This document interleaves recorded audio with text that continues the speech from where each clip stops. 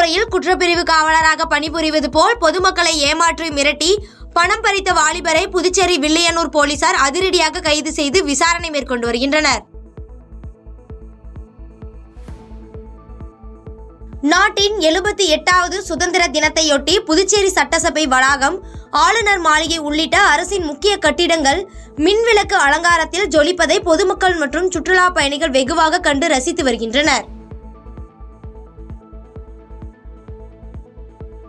ஒவ்வொரு வீட்டிலும் மூவர்ண கொடி என்பதை விழிப்புணர்வு மூலம் புதுச்சேரி மீன்வளத்துறை மற்றும் கலை பண்பாட்டுத்துறை சார்பில் 50க்கும் மேற்பட்ட படகுகளில் தேசிய கொடியை ஏந்தி விழிப்புணர்வு செய்யப்பட்டது.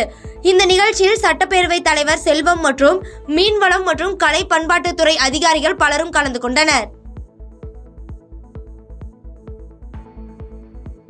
தூத்துக்குடி மாவட்டம் புகழ்பெற்ற காமநாயக்கன்பட்டி புனித பரலோக மாத விண்ணேற்பு பெருவிழா வெகு விமர்சையாக நடைபெற்றது.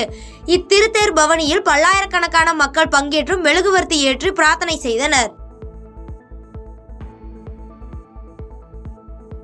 மயிலாடுதுறை அருகே 78வது சுதந்திர தினத்தை முன்னிட்டு தேசப்பற்று மற்றும் ஒற்றுமையை வலியுறுத்தும் விதமாக துவக்கப்பள்ளி மாணவர்கள் இந்திய வரைபடத்தில் கைரேகை அச்சுப்பதித்து அசத்திய நிகழ்வை NMS புக் ஆஃப் ரெக்கார்ட் சாதனை நிகழ்வாக பதிவு செய்துள்ளது.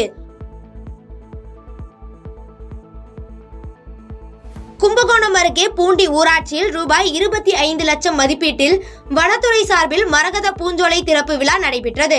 இந்நிகழ்ச்சியில் தஞ்சாவூர் கலெக்டர் மற்றும் மாநிலங்களவை உறுப்பினர், கிராம பொதுமக்கள், பள்ளி கல்லூரி மாணவர்கள், பல்துறை அலுவலர்கள் என பலர் கலந்து கொண்டனர்.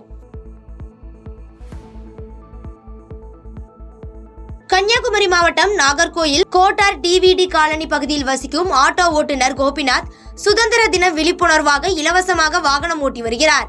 இதனை மாவட்ட துணை கண்காணிப்பாளர் கொடியசைத்து துவக்கி வைத்தார்.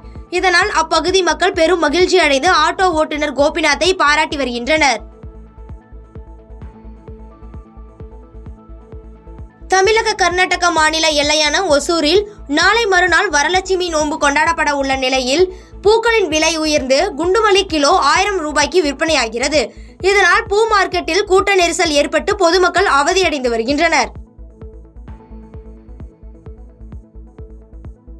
கிருஷ்ணகிரி மாவட்டம் ஒசூர் அருகே தொடர் விடுமுறை எதிரொலியாக மாநில எல்லையில் கடுமையான போக்குவரத்து நெரிசல் ஏற்பட்டு வருகிறது. இதனைத் தொடர்ந்து வரும் வாகனங்களால் கட்டுப்படுத்த முடியாமல் போக்குவரத்து துறை போலீசார் திணறி வருகின்றனர். பாதகம் செய்பவரை கண்டால் நாம் பயங்கொள்ளலாகாது பாப்பா, மோதி மிதித்து விடு பாப்பா, அவர் முகத்தில் உமிழ்ந்து விடு பாப்பா. அண்மை செய்திகளை உடனுக்குடன் தெரிந்து கொள்ள இணைந்திருங்கள் இயம்நாடு தொலைக்காட்சியுடன்.